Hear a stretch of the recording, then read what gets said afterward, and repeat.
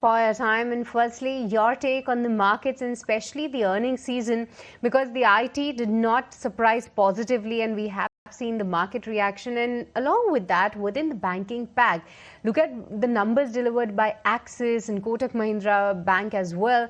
They were also not that great. Help us with your take on the market setup right now, and along with that, which sectors do you believe can still do well? Yeah, good afternoon.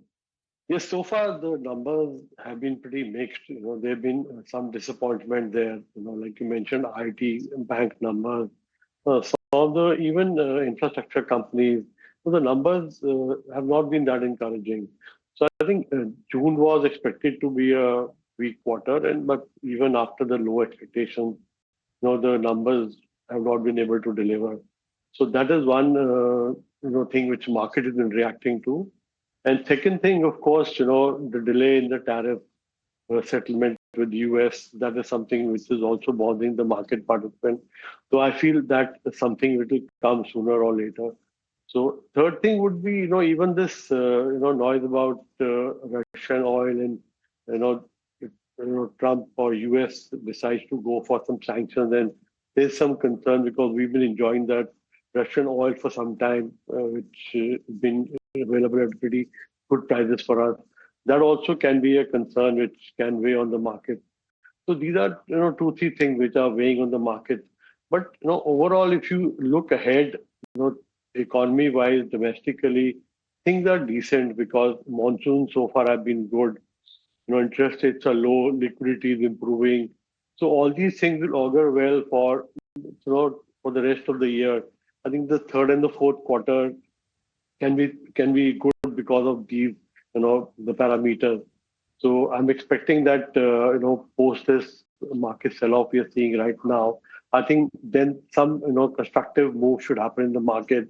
Slowly market should inch up because this is the time I think. So you've seen the results, you've seen what is happening with the interest rate cycle, liquidity.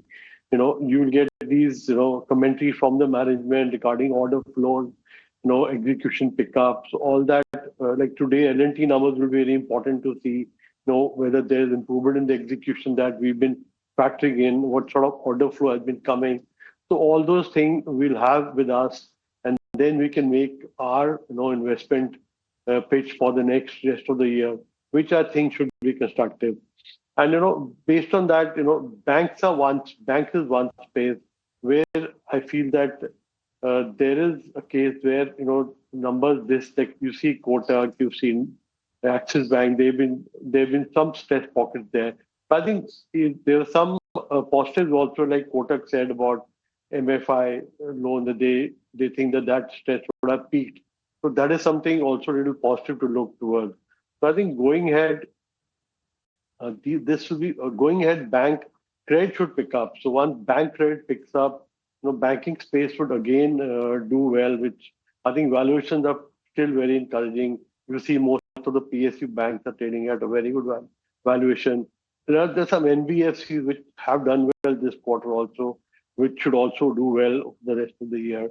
And then there's the infrastructure space, which I feel capital goods space, which should do well. So I think these are the sectors which one should look at. IT, I still feel that maybe the downside should be limited now with the kind of commentary you've seen.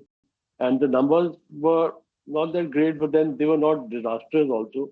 So maybe the downside is limited, but then it's still a difficult case to make for buying in IT. So I think one should still wait and watch as IT is concerned. Right. Neeraj, a lot of food for thought. Morning, firstly. Wanted to understand how is it that you read into the banking earnings? Because, there seems to be a clear distinction wherein you've got the larger private banks also have some bifurcation in terms of who's facing more MFI pressure and who's not.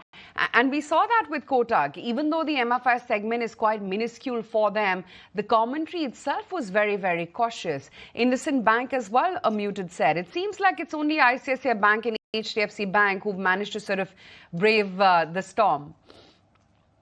Yeah, good morning. Yeah, definitely you're right that, like you rightly mentioned, Kotak Bank and even Axis Bank, the numbers are not great at all. But then, I feel that like ICICI Bank did very well. HDFC Bank did considerably well.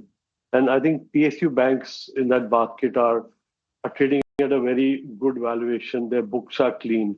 So there was this NIM pressure concern and there was this NMFI stress, two concerns which were there for this quarter, which are visible in a lot of numbers that which have been delivered so far. But going ahead, I feel that MFI stress may reduce going ahead because liquidity is improving in the system. So if we are going towards the festival season with decent monsoon, decent economic parameters, and if things pick up towards the festival season, I think that is something that stress should play out positively for most of the banks and things should improve there.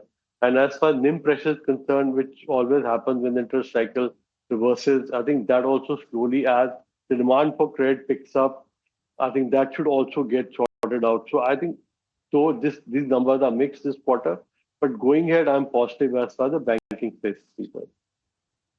Right. In fact, let's also hear it out from the IndusInd Bank management itself as to what they had to say about the disbursements within the MFI segment after their Q1 numbers. We have done around 6,000 crores of disbursements this quarter in BFIL. Last quarter, if I am not wrong, we had disbursed around 7,000 crores. Disbursement run rate, I will be difficult to give you a quantum. As I said, we don't give guidances on any specific numbers. We are watchful about how the situation is. First half is always seasonally weak, plus there are certain states going into election, and industry has shown some uptick in sequential overdue book. So let's wait and watch how things go. But I would rather be more cautious on saying that the book has maybe a little bit chance of declining rather than growing. So that's the management take post the IndusInd Bank quarterly numbers. But now let's take a look at what are the stocks in news, what were the stocks in news doing rounds on the exchanges post the market close tomorrow. We have both Varun and Sharad joining with all the stocks in news for the day. Varun, we start with IndusInd Bank. What is it on the radar? Well, so let me start with IndusInd Bank. The company has reported its quarterly numbers and it's a mixed bag, because if you look at the NII and also the PPOP, that is better than what we were expecting, although the profit has come at around 604 crores, which is far less than what we were expecting. The net interest margin of the company is at around 3.46%. We were expecting it to come at around 3.2 to 3.4%. So it is better than what we were expecting. But the deterioration in asset quality is far more than what we were expecting. It has come at around 3.64%. The GNPA numbers, we are expecting it to be at around 3.1%. So the overall deterioration is around 51 basis points. So this is a point of concern for the company. And also if you look at the provisioning, on a year-on-year basis, it has gone up by around 68%. The management has said that the financial implication of the previous issues are now behind them, and also the appointment of the new CEO and the pace of business recovery will be the key thing to watch in the coming future. Other than this, it is Torrent Pharma. The results for this company are good because there is improvement in the US business and also in the Brazil business. Overall revenues have gone up by around 11%. Also the profitability has gone up by around 20%, and there is a good margin improvement from 31.6% to around 32.5%. Though overall domestic business has grown by around 11%, Brazil business has grown by around 16% in constant currency growth. There was disruption in the German business because of supply chain issues. Other than that, if you look, there was a good performance. It was strong performance in the overall branded market, and also the company has said that it has launched the generic version of Entresto in the US markets. You also have Adani Total Gas. Overall results are good because the overall volumes have gone up by around 16% on a YY basis. The revenue have gone up by around 21% on a YY basis. Although the PAT has seen a slight decline of 8%, the PAT number has come at around 162 crores for Adani Total Gas. All right, thank you so much, Varun, for all those details. So IndusInd Bank, Torrent Pharma and Adani Total Gas will be in focus on the back of the earnings. But let's go across to Sharad to find out the list of stocks that he's tracking today morning. Sharad.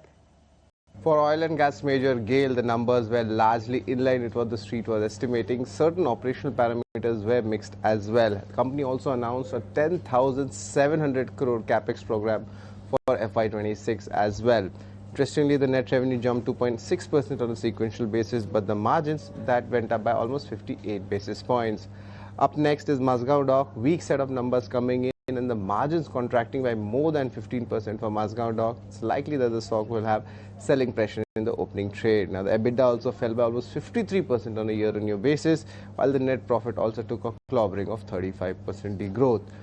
Also, Arvind Fashion, strong operational numbers coming in and overall beating all the analyst estimates as well when it comes to the numbers. The net profit saw almost a 9 times increase, where the margins, however, were almost flattish, coming in at roughly 12%. Right, okay, lots of earnings and lots to talk about. But first, let's also dissect what happened in trade yesterday. Of course, Kotak Bank was your biggest casualty. But I think, Neeraj, the question is whether you buy the declines or meaningful declines, I should say, that you saw in the case of Axis. You saw that in Kotak yesterday, and you've seen that in a whole host of mid-cap banks. Or do you stick by with the leaders? I think for the time being, it would be better to stick with the leaders.